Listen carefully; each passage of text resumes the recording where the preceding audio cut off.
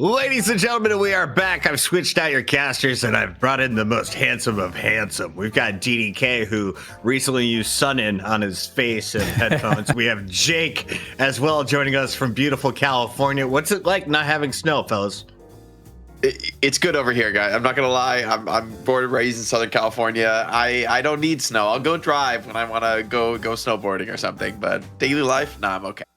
My dogs have been pissing in my house all day. It's been great. Let's talk about positive things, though, DDK, and that is the fact we are here with Floormen versus No Earnings. It's NA time, and No Earnings.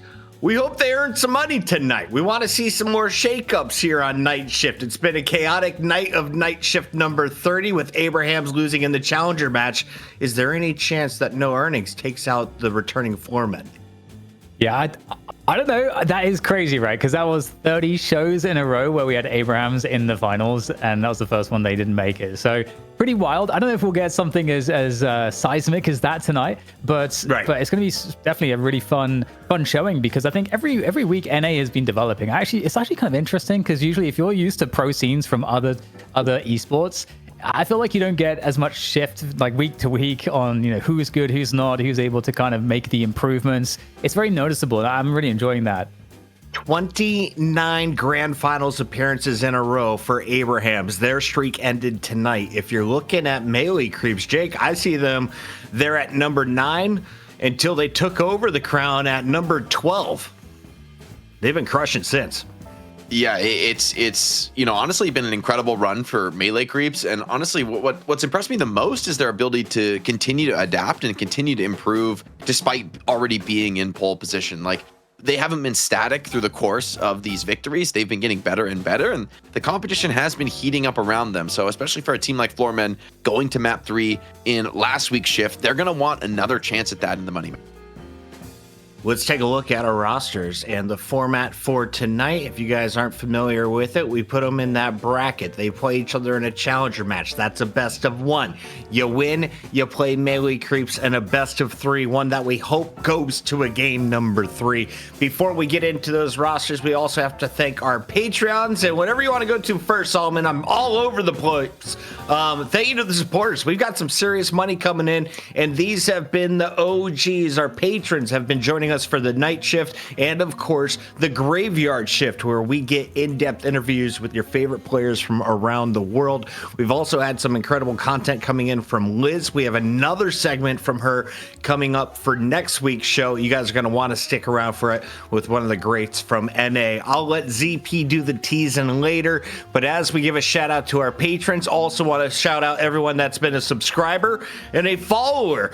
If you guys don't have any money, we don't care. Use your Amazon Prime. If you don't have that, just hit the follow button. You'll get a notification every time we go live. The more viewers we get, the easier it is for us to sell sponsorships, and we already have a few fun projects in the works that we don't have ink, so I won't talk anymore about it. Sorry, CFO Jake. Now we can talk about our rosters. Tell me about these players.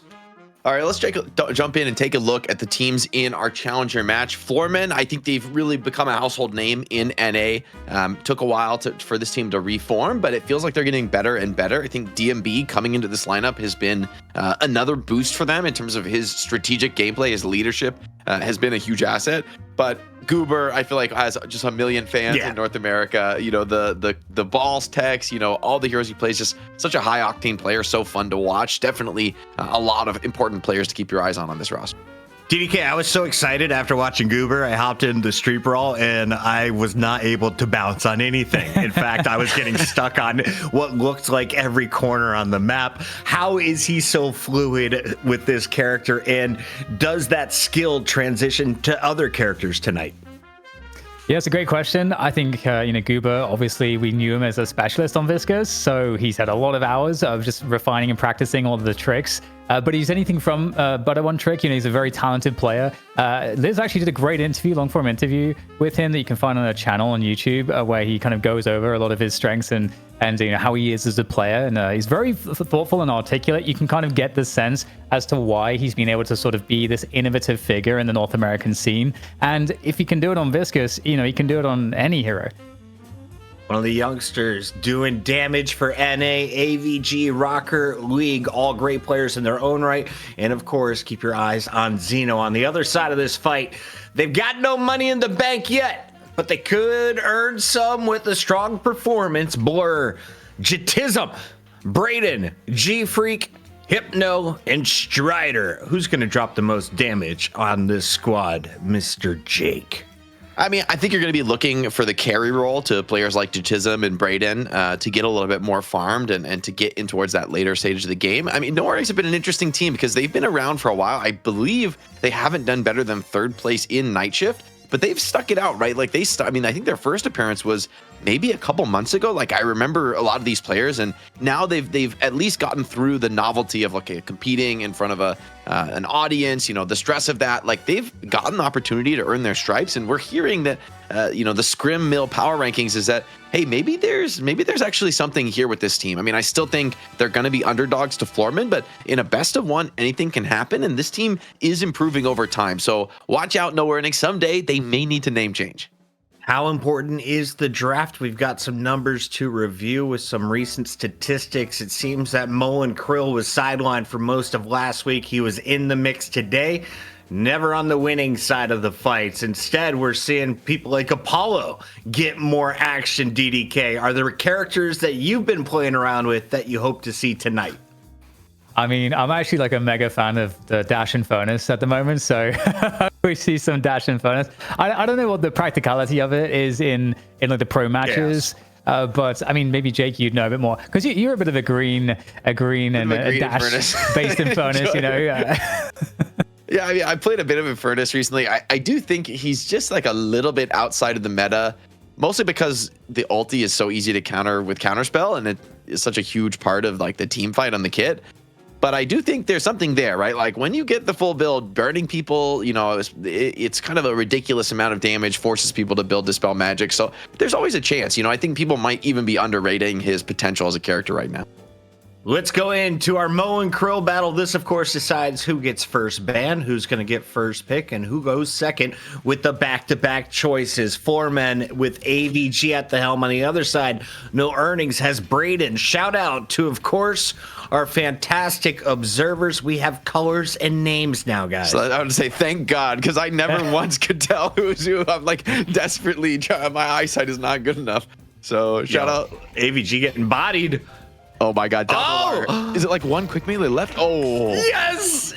There was a dick punch at the end, DDK. You see that? It was like just a quick jab on the stairs, and we are down.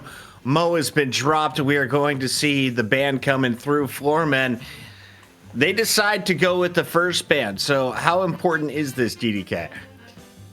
I mean, the initial ban's obviously really important. I think at this level what's really interesting, because we haven't really seen No Earnings, playing here very much, as much as Floormen, right? So we don't know necessarily like where their weaknesses are. And with the first bans, this is kind of where you can kind of guarantee that you avoid certain dangers in the pool. However, if your pool's not deep enough, it doesn't actually help that much necessarily. But seeing a consistent, opener with like Celeste still being pretty popular to get rid of, and I think there's a lot of reasons, really good reasons for that. So, and Billy goes out as the I guess like the highest value frontliner still these days. He was picked in almost all of the previous games. You see how crucial his ultimate is. The burst damage was always seen. We have another tip coming in. Thank you all for supporting the prize pool. And finally, those of you that have been McGinnis mains from EU, waiting in chat, NA will bring it to you, and they will do it with the first pick tonight. Yeah, NA has been super prioing the McGinnis, and honestly, I see why. Like, the character just has a crazy teamfight tempo with the ultimate. It's like insane DPS. I wonder if No Earnings do want to go for something like a Sinclair, though, because we've seen that be a bit of the response, right? You can have the McGinnis ult, I'll just have it on an I'll just barrage you back. Yeah, Sinclair has been devastating. We've seen him banned. Instead, though, they're going to go with some classic picks. The Kelvin was a surprise for me. He hasn't been used by EU at all. Venator, though, is in every single game. So, DDK, what are they trying to build over here? Yeah, it's interesting. You know, we've seen a couple weeks ago from EU. I think it was Abrams. I want to say, but you know, Kelvin is actually very powerful if you have the right synergies. So he can still be very useful. And obviously, the ultimate that Kelvin has can be really pivotal in these team fights, these objective plays as well. So, given that there's a McGinnis on the other end, it does feel like the dome is a nice way to kind of be able to have an option to slow down those pushes because it stalls out. It stalls it out, and also if you trap McGinnis in there with you, you know she's wrecked because she needs to be a certain distance away from you as well. So I think it makes McGinnis a little bit easier to deal with also. Jake, do you need to ban a pocket that would counter the Kelvin, or are you not worried about that threat because the team needs other tools? Yeah, I wouldn't mind, you know, seeing the pocket, but it's just not, even though with the affliction canceling healing at max level, it hasn't been like that top meta, I'd say, to where, but it's certainly an option. It sort of depends where you want to go with the rest of the draft. They prioritized getting the viscous away, which honestly I think is smart. Goober. That's like, it's just like, regardless of your plan of the team fight, the viscous is gonna just introduce so many problems, and it's going to be so unpredictable to match up against. Like, honestly, I don't think there's anybody else in NA playing as much viscous as Goober. So, you know, it's just a character you don't want to have in the series if you're playing against Floormen. And that's been a value for Floormen for a couple weeks now. It's like, you have to respect the viscous in the draft. I hate the respect bans. I love the highlights that we've been getting from the goo ball. Instead, he is gone and Sinclair will be removed. So the barrage threat is now one-sided in favor of the Floormen. Pocket is there for the affliction, making sure it's on their side of the Kelvin Dome. And Lady Geist is going to be paired with what, GDK? I'm not entirely sure, but I want to make a point actually about the pocket real quick, which is that the anti-heal is obviously really helpful also with McGinnis, because McGinnis is healing Spectre. Again, it's another reason why she can be so high tempo, because the sustain that you get is outrageous, especially towards the late game. So I think Pocket, not only is it taking away for the anti-heal counter against Kelvin, but it also provides them a way to anti-heal the pushing that power that McGinnis is going to provide too. I love this Calico pick. To see Calico?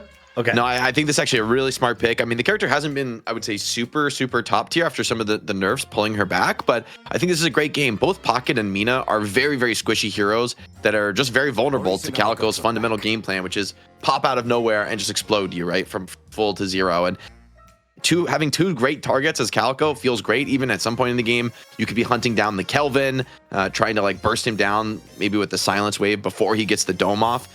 The Moan Krill, though, is going to be a potential fly in the ointment for that strategy, though, because now, on top of Holiday, you got two very strong, hard lockdown stuns to end the draft. Actually, surprised they went for both Mo and the Holiday. A little bit lighter on the front line, but a lot of stun and control and pickoff here. So, an interesting draft from No Earnings. Like, honestly, they didn't really draft a conventional frontliner at all. I kind of like what they got going on, though, because also, they're up against, the begin assault. We talked about how that's a factor. Yeah. Also, Silver, when she's activated in her role, also like quite hard to stop unless you have that hard lockdown. So having a lasso, having the ability to get the combos in there, get them in the dome. There's a lot of options in addition to, again, the anti-heal from Pocket. I think against the Silver Geist is going to be really important to kind of just like take the advantage away from their front line. If you're Venador, what is your job right now? Who do you need to nullify, if anyone? I feel like Venator is like stand and deliver, man. Sit there at the back of the team fight. Pocket and Mina are like flying around in the air doing their thing. Venator, you're just sitting there and just hunker down next to Kelvin. Wait for Holiday and Mo and Krill to catch things for you and shoot them. Like, this is actually a very chill Venator game in a way, because I don't think you can really do much aggressively. I think you just kind of have to get farmed and be that backbone of the team. What is the job of the Calico? Kill stuff. Just literally jump on things and kill them right away. Quick. I think 100%. I'm done asking newbie questions to fill time. The game should be just about ready, chat. It's around the corner, which means we need to get your predictions. Do you have the Floormen, or do you have No Earnings? Moving on to our NA final.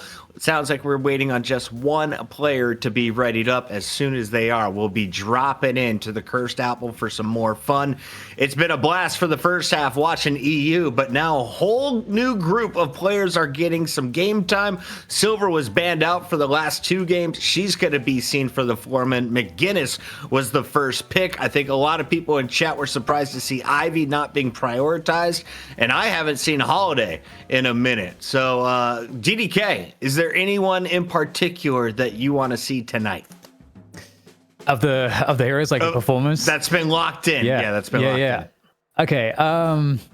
It'd be fun to see like a big Yamato game. It's always fun to see like big Yamato games, and she was kind of out of favor for a little bit. But there's a lot of like interesting chase and catch that Floormen have. So I think again, I think Calico is also kind of a nice focus there. The assassination threat that Jake was mentioning, I think should also be a pretty fun dynamic to see. Of course, we see Celeste is banned out, and Lady Geist, who is always on that banned bubble, is in. Geist did not find success earlier in Listic's hand. Jake, how do you get success in the Floormen's hand? I think the key for Geist in this draft in particular is to go very, very late game, where actually I think Floormen's draft has a pretty insane scaling potential for the ultra late, because Geist eventually, like when she's at 30, 40,000 souls, is one of the strongest gun carries in the game. And you combine that with the link from Ivy to increase her rate of fire, and she's going to become a monster, because usually she has huge raw damage and kind of lacks a little bit in the rate of fire department. But having Ivy permalink you and maybe even the McGinnis Scepter to buff you, like they have some crazy tools to make Geist into just a demon in the late game. That being said, no one player is going to carry this game against Mo and Holiday, right? You need backups on backups. You need players bailing each other out of trouble, because no earnings, incredible mobility, incredible pickoff potential, despite the relatively weaker front line. Uber on Calico says mage over on youtube.tv/Deadlock Night Shift. Do us a favor, if you haven't already, hit the subscribe button. We are currently sitting on 19,900 subscribers. Help us get to 20K. If we get to 50K, they start sending us plaques, I'm told. So we are nearing our goals as we approach episode 31. We are celebrating 30 episodes, 210 days of action here in the Deadlock universe underneath the Night Shift title. Previously, we did another 30 episode. This makes this episode 60. It's been a crazy ride, a whole new meta, and finally, I've had a lot more time to play the game. So DDK, teach me from the caster position tonight. Who do we watch first? Who do we learn from? I have a feeling it might be Goober's team. Yeah, I think you got to go Floormen for sure in this game. It's actually very interesting, because I've got to say, I feel like, and tell me, Jake, if you feel the same way, I actually really like no earnings comp. Of course, Floormen have a lot of really strong heroes and just like good meta picks, but I like the synergies and the potential solutions that exist for no earnings, even if they are, lacking some of that traditional front line.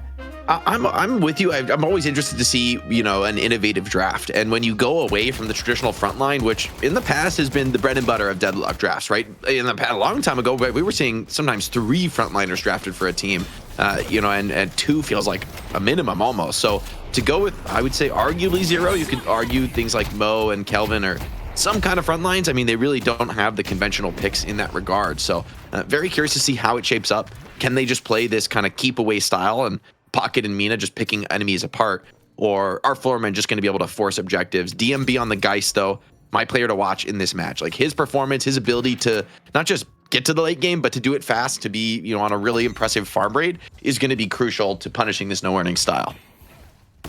Yeah, and I think if I'm thinking about like one player that I think might be kind of key in terms of performance for no earnings, I might actually be thinking about Jitterism on the Mina, just because Mina has such a high ceiling and can be so disruptive and can get ahead like pretty severely. And if she does, it's highly impactful because of her mobility in all of these potential team fights, objective fights like later on as well, and the ability to kind of be just super annoying. I feel like Mina has become such an important hero at this time, and I think OCs is always the player for me now that I watch, who I think has such a perfect balance between being really disruptive, like finding kills you wouldn't expect to see, and then in addition just like being a monster on the farming front as well. Yeah, I think OCs definitely sets the standard for best Mina in the world right now, and for everyone else, it's like trying to keep up with that kind of expectation. you know, I agree. I think Mina, it's like this character that can have an explosive early game, can tempo out. In this game, I expect Jutism to maybe not go as much in the farm realm, with Brayden taking, like, I think more of a true late game role on the Venator, but I'm always curious to see how they allocate the economy, because with less traditional frontliners, you could argue that both G-Freak and Strider can be on very low eco, even maybe Blur as well. You have three heroes who can be pretty low eco on this no warning style, as we're seeing a ton of box running. Take a look at the mini map, man. Everybody's off in their own world. Yeah, it is super interesting, like the changes to Mo, as well, especially because it used to be that you could play the low eco Mo, but then he was just kind of like a combo bot. And these days, you know, because he now is actually able to really put out some serious spirit damage, some of the spirit builds actually make him like a really nasty damage threat. And if you lock someone down, the kill is a lot more guaranteed than it used to be. And so yeah, I'm super interested to see how well the Mo is going to perform. And in addition to that, you know, what kind of action we're going to see from G3? Because again, Holiday's another one like Mina for me, where you get into these scenarios where you can just have insane impact on the game with the pick potential and the movement potential. Looks like Holiday going to show up here in the side lane, put some pressure on McGinnis, but she's going to heal up very quick. The Ivy McGinnis lane is insanely hard to push into, right? Like, this is the defensive tools in this lane. And if you ever really leave the lane, McGinnis is going to take your tower right quick. So huge lane pressure on this left side. So I think that's why we're seeing No Earnings kind of prio it, keep the wave shut out as much as they can. But ultimately, I think as a few more items come out, this is not going to be holdable against Ivy and McGinnis. So you got to get your fights in now, you know, before maybe the McGinnis ultimate comes up. Already, I think we're starting to see Mina struggle a little bit in the lane. What do you think is like the key power spike that McGinnis in the current meta builds are like looking for? Because obviously it's all about the ult, but is it like a particular item that when it comes online, that's when you can really start ramping the pressure? I think it's really Unstoppable is the item that I'm looking for, because yes, even the ulti, wherever you are in your build, like the damage is going to be meaningful. As long as you have, like, let's say your Spirit Spike, which you should easily have by the time you know, have some points in the ulti. In the end, what really matters is being able to, like, get off a significant duration of it in the team fight. And against Holiday Mo, there's going to be two very reliable stuns to shut down the ultimate. So I would expect to see League, you know, maybe buy some key items, get a little bit of, you know, farming value, but maybe around 10, 15K, looking for that Unstoppable very early to really show up in these objective fights. Yeah, it makes sense. And we just got another look as well at the box running and just like making sure that you get like every bit of value there, getting all the statues. You know, teams are getting so good at this now, like fully optimizing it, especially in the early game where you can allow your tower to kind of tank some damage because of the resistances. But in terms of the bridge buffs, it looks like it's going to be split. We're going to get a bridge buff per team. We get the Calico there. We saw AVG picking up the Vitality buff. And a nice pick on the way as well. They're coming in just in the nick of time there with the Holiday barrels. And I mean, it's dude, one of the most annoying things to be laning against is the ice beam from Kelvin. You can't escape. That's true. You know, I was thinking, hey, they're going to be able to defend the tower, but League, you step out a little bit away from that tower, and it's a very different story. So that kill's going to be very nice for Jutism. It's really getting farmed up impressively on this Mina. Goober getting active now on the Silver. Yamato diving deep onto this Mo, who does not quite have the combo up. A few more creeps, he could get it online, but they're trying to kill him before that can happen. With the parry missing, he is going to be caught dead to rights there. Counter kill from Hypno, though, is good, and Yamato herself could be in trouble as well. The Affliction is going to be good, and this should be an easy one for Pocket to hunt down. He might get assistance as well from a teammate just to lock it in, and indeed, and it's really cool. I love that you pointed that out, that Mo was just shy of the combo. I think that's something that, you know, if you're looking to like be a better early laner, just like thinking of when that ultimate comes online and recognizing that window of time you have, if you have that lead, it can be massive. And well, Jutism's going to be saved there. He has some assistance. Okay, maybe not. This is a pretty troubling situation. You're stuck in the dome now with two players, and that's going to be Jutism down for the count. And it might just be Kelvin as well, you know, having to pop that dome there. No defensive options except this ice path. As he tries to run into the stairway to heaven, he will fall to the ground, sadly. Yeah, it's inside the dome, man. The McGinnis ulti kind of cooking, actually. Like in that case, with some other players inside, it wasn't so easy to stay out of that minimum range. Tism was right back into the lane, putting out big damage onto the Ivy, but takes a lot of damage himself, and Ivy's going to be happy to take that trade for the tier 1 tower. Yeah, it seems like a relatively even start, I think, all things considered. Although, you know, there is the advantage right now just in terms of a Guardian on that right lane going down in favor of Floormen. But ultimately, otherwise, the game's pretty even at this point. I don't think any of these lanes have won super hard or lost super hard or anything like that.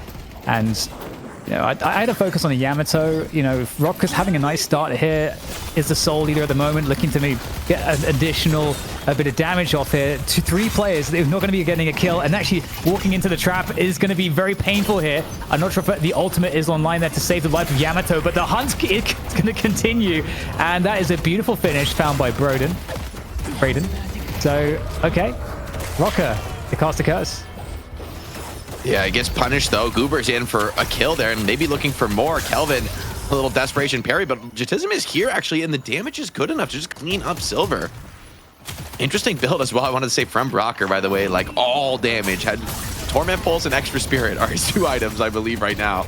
Unless he bought since that last team fight. So all in for that damage Spirit Spike, but she's going to be very squishy. Mo running in, forces that Shadow Transformation just by fear of the possibility of a combo. But now, not too much value unless you can find something here on the chase down. Yeah, Blur's going to get taken out on that Mo and Krill, and Floormen in a pretty good defensive position at the moment.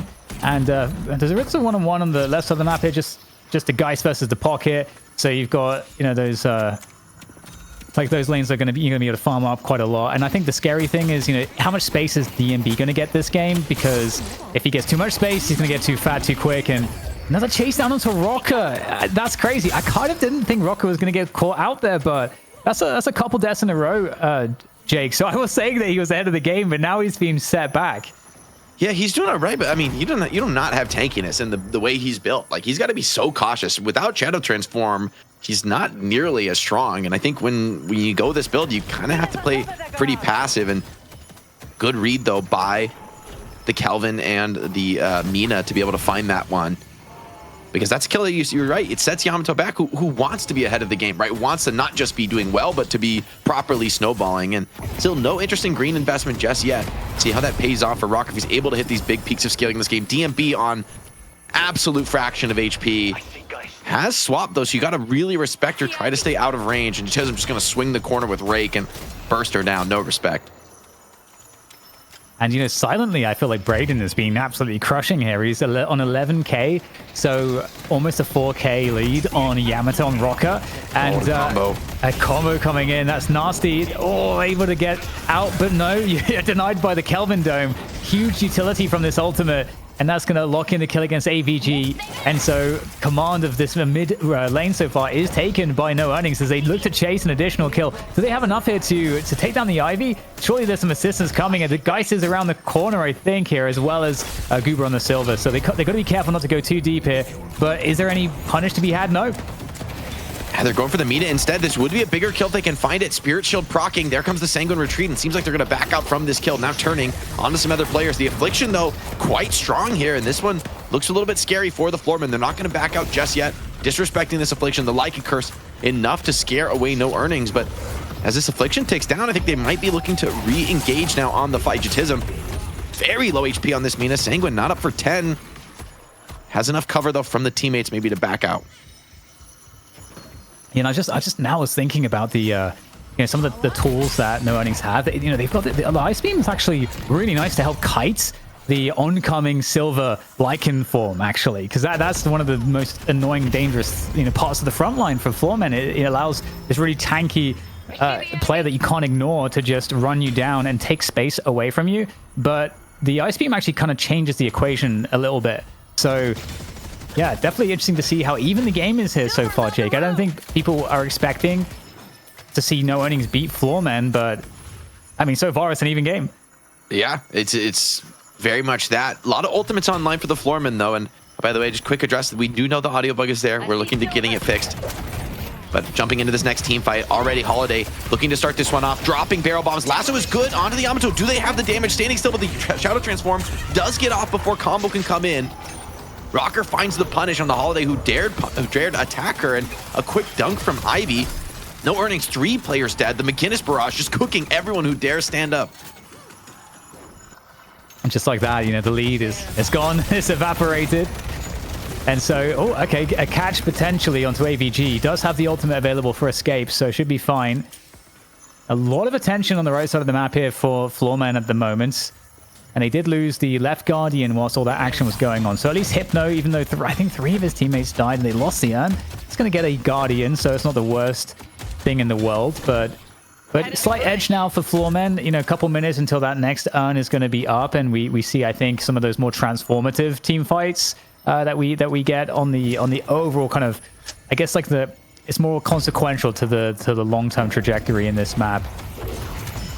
I am starting to get worried though. Like that team fight definitely shows kind of the issue of the lack of frontliners, right? Is, you know, McGinnis ult and Yamato ult, like no one's there to stand toe to toe with these characters and to try to stop them from advancing. And so you end up just fully falling back, running away. And DMB finding Mina with, I believe, the help of Silver there on the left lane. It's a big kill for Geist to find carry on carry action this early into the game. And to even get the last hit on DMB is going to boost him further ahead of Jatism. Yeah, it's a really good point about the way that the team fights will break down with those 2 ults you mentioned. Like, do you think that for no earnings, they're going to have to walk into these team fights like very much looking to either bait these ults and then just fall back and then reclaim space after, or, you know, can this be solved with a strategy?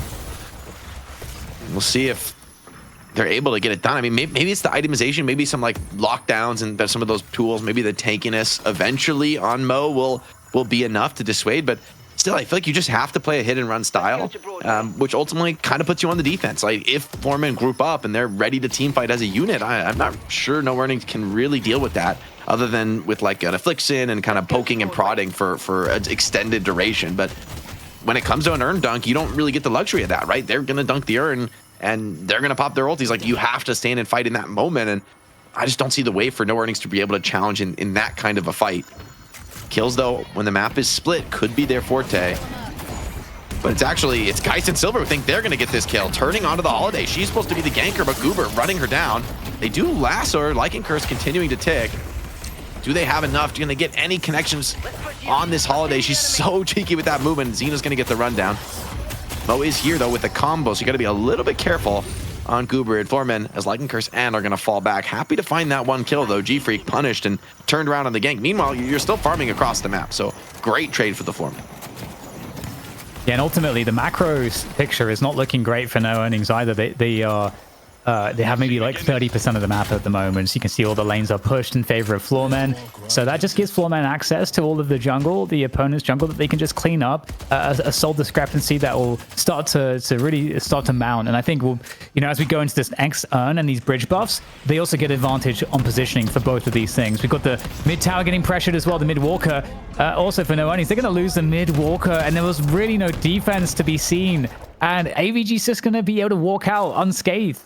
I mean, it's a Calico, right? It's just a brutal character to be in the position of trying to chase down. Now Urn drops, and are you gonna be able to fight this one? A big bomb from Ivy onto 3.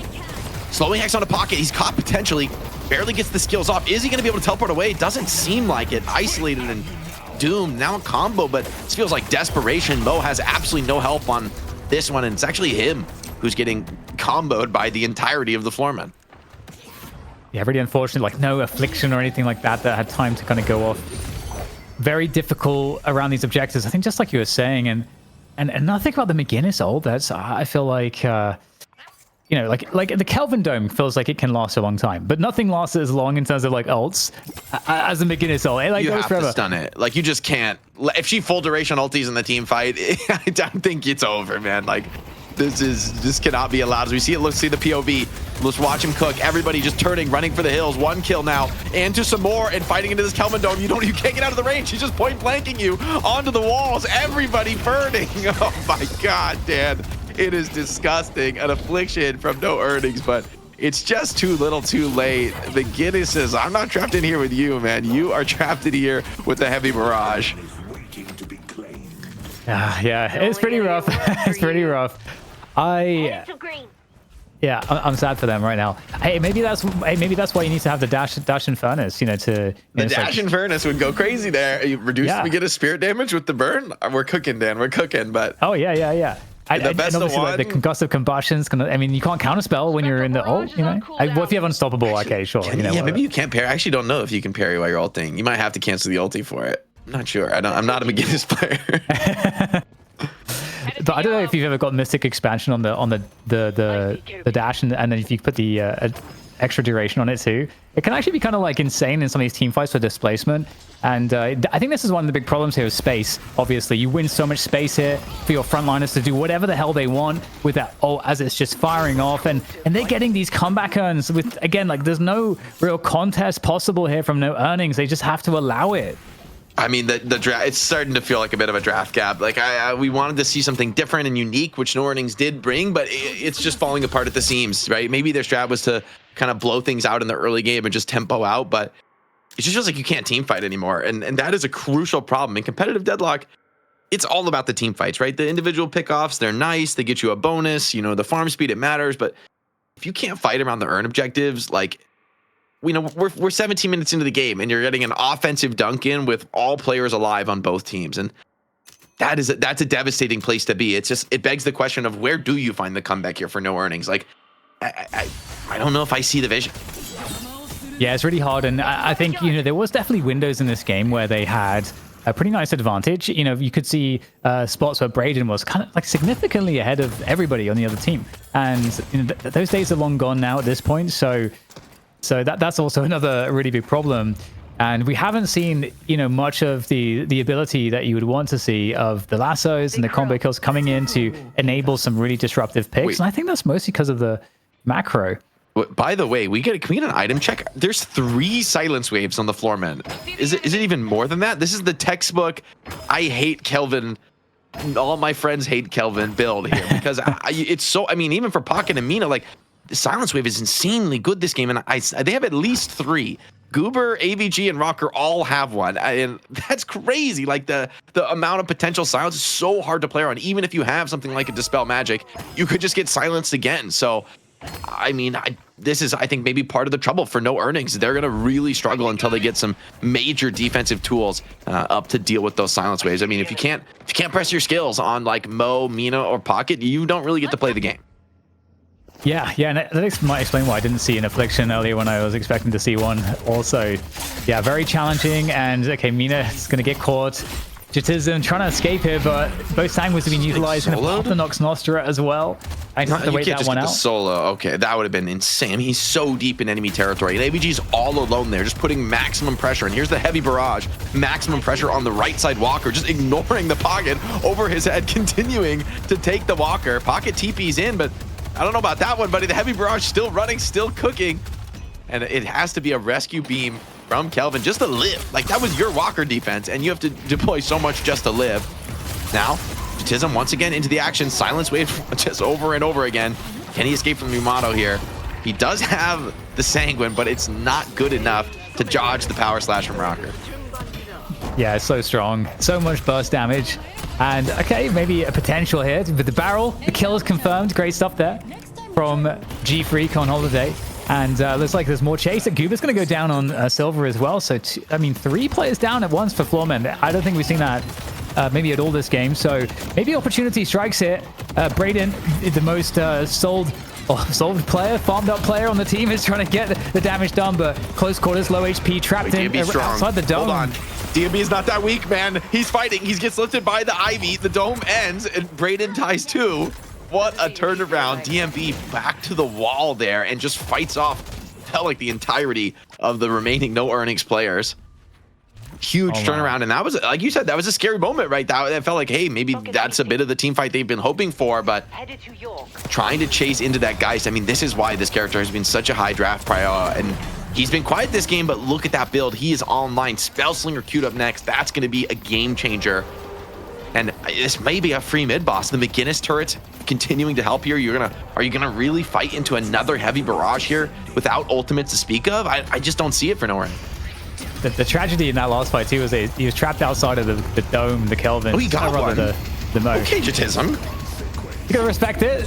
That's huge. He gets one. Like, it's honestly worth it. It's a crazy risk to take because the punish is brutal. But hold on, wait, there's more players here. Wait, they're fighting this? I don't know about that one. Dan, they're just getting absolutely eaten. The wolf, he's at your door. Yeah, Cuba's he's just like, what? Why is this happening? I'm gonna take all of these. Your hard Yes, carry just did the drops. offensive earn while you're Yeah. team finding them. That is brutal. Oh, this is just gross. Absolutely gross. Oh my goodness. I mean, there's been some flashes for no earnings, but now Floormen, they're almost. Their life is flashing before their eyes right now, Dan. Like, I don't know what.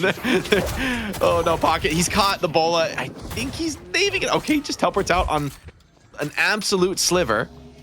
Could be caught here, slowing though. hex, Yeah. silence wave. I mean, that's tilting. Like, that's so tilting. It's like that's the problem for no earnings. They're running this like, oh, we're gonna run away from you, kind of a strat. We got Mina and Pocket. We're just gonna dance around forever. It's like, hey, silence wave, slowing hex, right? You add these things add up, and you got 3 silence waves across the team. Ivy with another slowing hex. So there's just so many of these powerful active tools. And McGinn is just bringing the insane DPS and team fighting potential. And Unstoppable is online. The ultimate is maxed. The problems are only mounting for no earnings. I don't see any way out of this game, Dan. No, it doesn't really look like there's much of a way out. I do like the point about some of this utility that we've had purchased in some of those slowing hexes and so on. Because yeah, like the whole strategy. We actually talked about it before all this started, where we were saying how they need to be playing that more defensive game around the ults because you can't really stop them. And so yeah, what are you going to do if you can't move? It's just brilliant itemization from Floormen, showing the difference in skill. As another fight, I mean, they're ganging up on AVG here. They get out the rejuve, and there's the lasso, so maybe they'll actually get a kill here, get him out for the count. We'll see. He's gonna be, of course, he's gonna be able to escape, and everyone's getting obliterated by, just absolutely pummeled by the Guinness ult. I mean, they just stick around too long there. They think they can kill AVG off a second time and ends up costing 3 players their lives. They don't even get the kill onto AVG. Chasing down a Calco, very difficult, right? All those little moments jumping away just buys that extra slivers of time. And with 1 Regent Crystal remaining, I don't see why you don't go for the shrines here. Braden, by the way, oh, he goes down that late. Caught him into the base there, I believe, by Goober and League. And that is a brutal one now. 2 more players dead for 40 seconds and essentially a free siege to be had. Yamato does consume the last rejuve, so good read by Jatism on the Mina. 1v6 still snags a rejuve away and just running for his life, trying to make space. I think this is going to be too just difficult to escape in the end. It's going to cost him a life. Angry about the little rejuve still there, but yeah. Yeah, looking really nice for Floormen. I gotta say, I had a Guinness in one of my games not too long ago where he's actually on my team, so it's actually kind of nice. Where it was, I think you itemized Refresher with the lightning scroll towards the end, so like just had this like unending. I wouldn't be surprised if lightning scroll's the next item here for League. He's farming. He's very close if he wants to go for that upgrade. And yeah, it is going to be queuing up a lightning scroll, and I don't see why you even need to do anything until this item's online. Hang out, relax. Get this lightning scroll up and wait for the next objective team fight. 30 seconds for buffs and earn. And once again on the right side, AVG potentially in a tough spot. I mean, big player advantage for no earnings on this right side. If they can find a good gank, it would be huge. DMB would be the dream kill, but we've seen that can go wrong in the past. Yeah, maybe some respect here. Floormen will disengage a little, but they have an encirclement now, actually. They're coming in from all sides. And this is going to be painful. Oh, the barrage against the wall as well. Oh my god, you're stunned in the barrage. You're so dead. Everyone's dead. The air support flying to get us in. She's got the logistics team in the back line there. And now she just cleans up 4 kills, I believe, in that fight. Insane combo here. Xeno and League both on fire, both absolutely cooking this game. This is peak M1. Yeah, this is brutal, man. Like I just feel like there's every time you come out onto the map now for no earnings, you just get immediately clapped. Rocker, I think, is doing a little bit too much. I don't think there's any way you're gonna kill this Pocket. He's just gonna play off into his base, but the shrines are dropping. Yeah, this has to be the end. I mean, why would you leave at this point? They're so far ahead. They just want to make him sweat at this point, Dan. Like they just want to make him suffer. Yeah, I guess they could try to just go back, farm the rest of the map. Into the throne. That's not good. You know, they're in the throne. Like, that is not good. They do get the patron drop. That will lead them to back off. Rocker dead for 70. So if there was ever a moment, I mean, this is it. McGinnis, though, has ulti in 5. I think they're just going to fight, honestly. I don't think they're going to be respecting this at all. Iridomini, though, putting a lot of pressure on DMB, does not want to get executed. He's trying to get a swap off, saves it for now. He just realizes, hey, I can just bring the heat here. Pumping damage into Mina, and other than that earlier kill onto Rocker, still no one dying for the Floormen. No earnings, just running for the hills here, getting away from the McGinnis ult, but it's just not enough. Beautiful catch, by the way, by Goober, kicking Braden out into the fray, but not able to finish for the kill. Patron, though, it's just over, man. DMB standing fearlessly under the throne, bringing that damage, and this one's been over for a while, Dan, let's be honest, but Floormen, they clean it up. League is just cooking this game. Like, I'm a little bit upset. 100%. I went upstairs at 20 minutes, got myself an ice cream. I was like, man, I'll be able to finish this before the end of the game. They all go about 35 minutes. Not tonight. Not in NA. Goober and friends get the job done. League, Rocker, AVG, DMB, and Xeno will be playing in our money match. As we bring it back and talk about this game, I want to start with you, DDK. It was kind of close. I was taking notes. Up to 43K, we were tied. Then around the 63,000 mark, we were kind of close. Where did this get out of hand? I mean, I think once we started to get to that 15-minute mark, you had like the most most impactful earn, I guess, in the early game. You started to see where the team fight was just too overwhelming, and I think a lot of it is just not really having an answer to some of these ults. You know, the Leagues, of course, on the Guinness is kind of insane. And how it was allowing them to take earns, win the team fights. And there was just one particular dunk on the 15-minute from Ivy that we saw in addition to like 3 kills. And they secured a lead there. They started itemizing, in addition to the slowing hexes, all the silence waves, which then compounded the problems in the team fights later. So Floormen, I think, is a mixture of, just good, usage or leverage of the strengths of the composition they had through both how they played the game on the heroes, but also how they itemized them. Jake, as the game went on, you just saw Floormen getting stronger and stronger. It can't just be the barrage. What else do you have to deal with now that you know it's a best of 3 coming up against them next? Yeah, I mean, I think Goober played really well in the silver, which is a great pick to see him on. Actually, I think this is kind of a fitting hero for his style, right? Where often, I think he's been in the pick and initiator role, but where that hasn't been super critical in the meta right now. I think the ability of more of like a brawling style, like the semi frontliner, can be really nice, and he was able to execute that well. So another feather in his cap, hero pool wise, that should start to help. Obviously, the McGinnis, though, is a freaking problem, and I love the Ivy combo with it, like flying the McGinnis in. Number one problem for McGinnis is just being in the right place, right time. No real tools to help you rotate around the map, no movement abilities on the characters. It's hard to be in the right place for the team fights, but that problem is completely alleviated with Xeno just carrying League in, flying him in with the ulti, and it's just over at that point. It's volleyball, having a flying barrage coming at your base, and then of course the silver finish. There's no getting away from Goober and friends. They light it up. And that is the end of No Earnings. We welcome them here to Night Shift again. Unfortunately, that is the end of their short night. DDK, were you able to highlight one MVP from this series? League, I think, is the obvious choice because of the Guinness. And it's actually interesting because, Floormen showing proficiency in using the Guinness, it puts like an interesting decision tree for melee creeps when they get into the next draft, because you shouldn't really be banning McGinnis, but McGinnis is kind of an overwhelming pick as well. So I'm kind of curious. I like that Lee had this performance, and I will give it to him. And Jake, if I am having to deal with a McGinnis in my own game, are there items that I can use to deal with her barrage? How do I stop her from dropping numbers on my head at the end of the game when she reaches peak?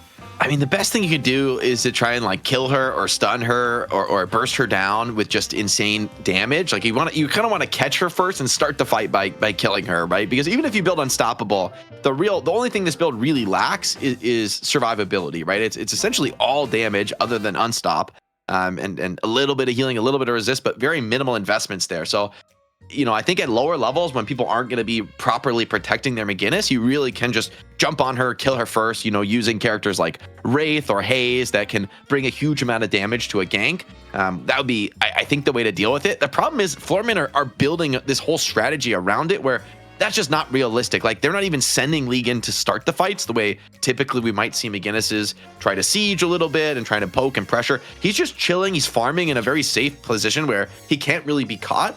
And then, of course, by the way, MVP, they fly him in with the Ivy as soon as, the Calic or the Yamato actually catches an enemy target. So I think the team play execution from Floormen, to me, looked incredibly hard to deal with. I'm just going to be very curious to see Melee Creep's reaction. I think maybe if you contested the Ivy, it wouldn't be as consistent to do this. Definitely don't try to Kelvin Dome against them again. Yeah. That's what we learned.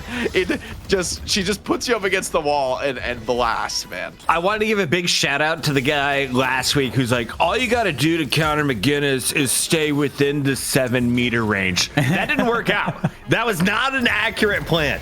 That's the thing, like, it works if you're killing her, but if you're just trying to like stay there for duration, eventually she's gonna find a wall to splash you on, or just get like into true point blank and still be able to get that damage out. So in theory it works, but in practice, at this level of play, you can see how it worked out for No Warning.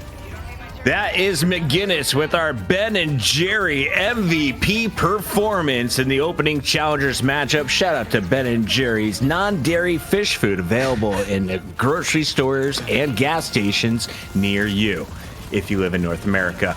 We've got your bracket coming up. Here is your hot, highlighted, updated Floormen. Moving on to play the Melee Creeps. Ding, ding, round number 4. If we can, I'd love to see the record again. Melee Creeps has been in the grand finals since episode number 12.